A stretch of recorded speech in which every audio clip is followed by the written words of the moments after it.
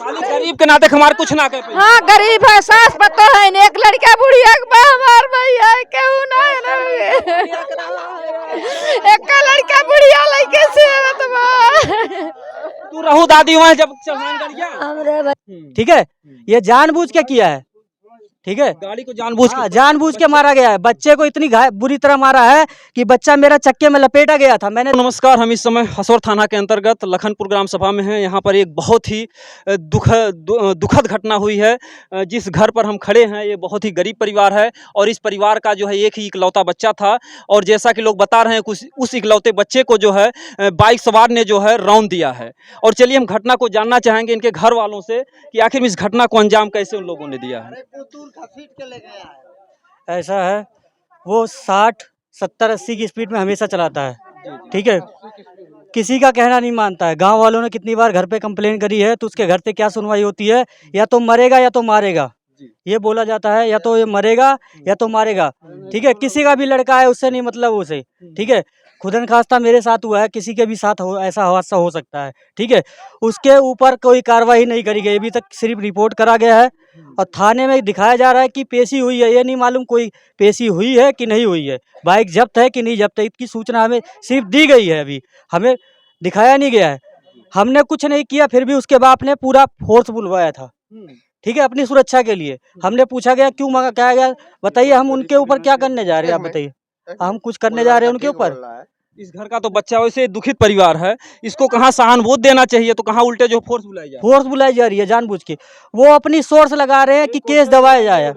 ठीक है, ये फोर्स गरीब के लिए होना चाहिए या अमीर के लिए। ठीक है, आप एक बात बताइए, जो वो फोर्स आए हैं कि हमारी तरफ से आए कि उनकी तरफ से आए, ये बता दे। बच्चा तो घर इससे गया है, नुकसान तो इस घर का हुआ है, सहानुभूति इसके साथ होना चाहिए कि इस परिवार साथ चलिए हम खड़े हैं, लेकिन यहाँ पे कोई मदद के लिए कोई नहीं है मदद के लिए। उनके परिवार का कोई सदस्य नहीं आया हमारे घर पे। और बताइए, सब ताला लगा के बैठे हैं। हम लोग घर पे जाने के बाद क्या किया गया बता तो दिया आपको मैंने, यही जवाब मिलता है। कोई भी अगर शिकायत लेके जाए कि तुम्हारा लड़का ट्रैक्टर ऐसे लेके जाता है या बाइक ऐसे लेके जाता है तो कहा जाता है क्या कि या तो मरेगा या तो मारा जाएगा, या तो मरेगा या तो मारा जाएगा। सुधार नहीं करेगा, ये जानबूझ के किया है उसने।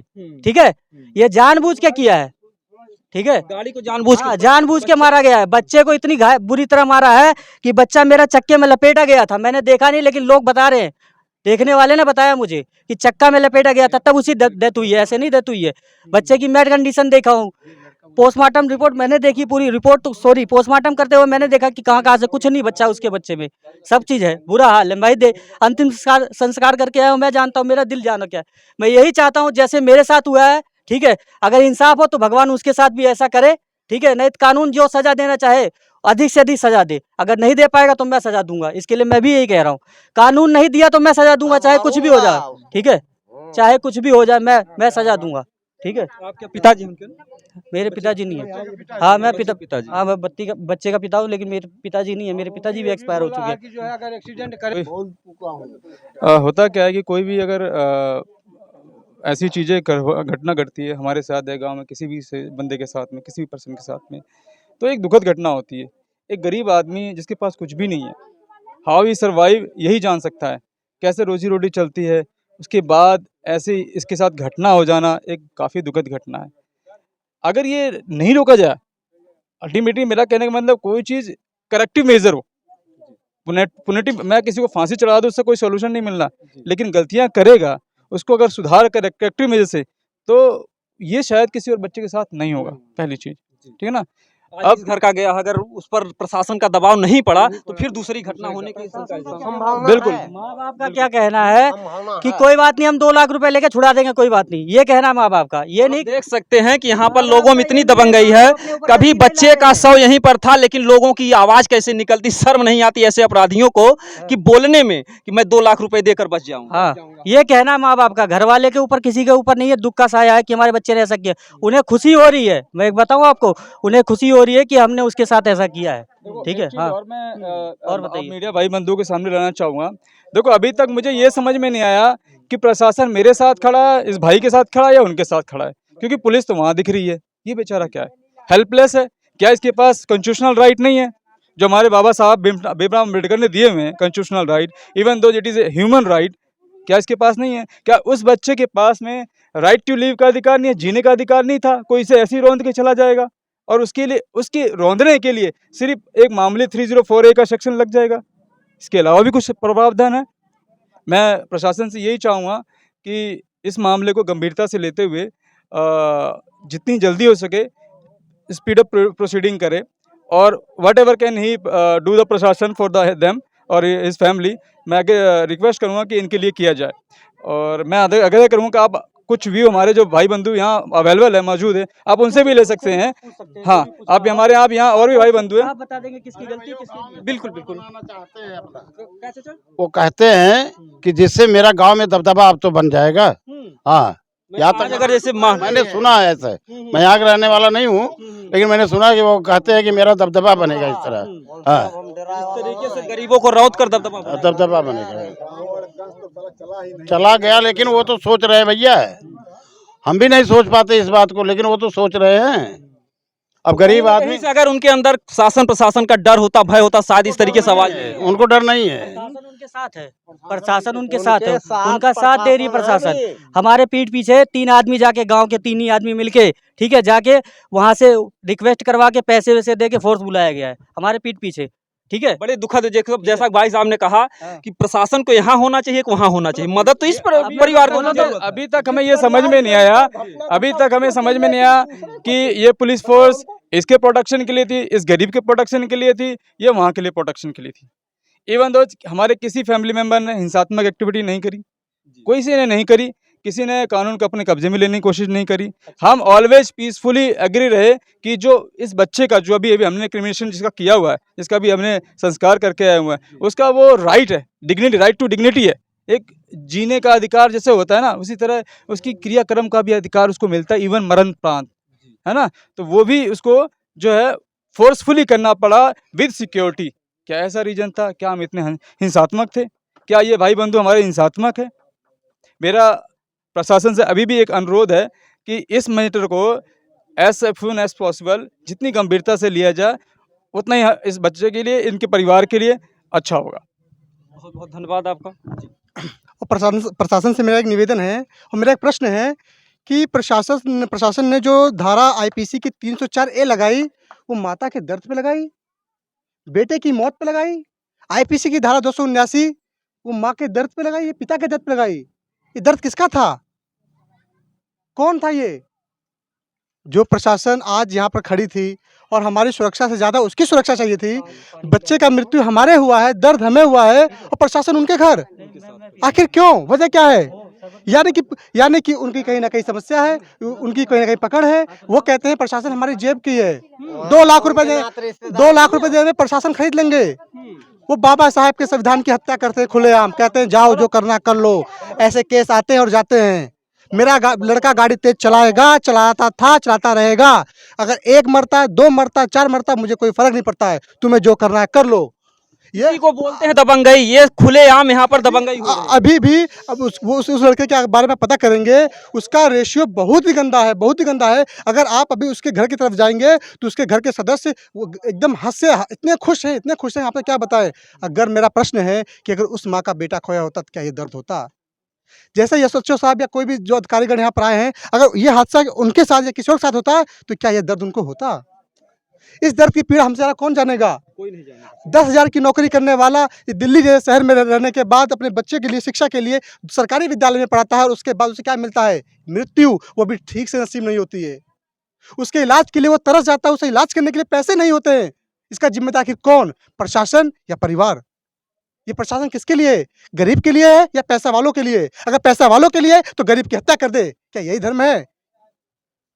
फिर तो उस संविधान का कोई फायदा नहीं जो हमारे संविधान निर्माता ने रचा हुआ था कि हर किसी को इक्वालिटी का राइट देना विदाउट के यानी रीजन, कास्ट, धर्म, आपका place of birth etcetera, various provision there कि भाई हम ना जाति पे भी बात करेंगे, ना धर्म को लेके बात करेंगे, ना प्लेस ऑफ लेके बात करेंगे, ना उसके किसी राजा का बेटा हो तो ये बोला जाए कि मैं हमेशा सरनेम राजा का नाम लेके यूज़ करूँगा, दैट्स मीन्स सरनेम।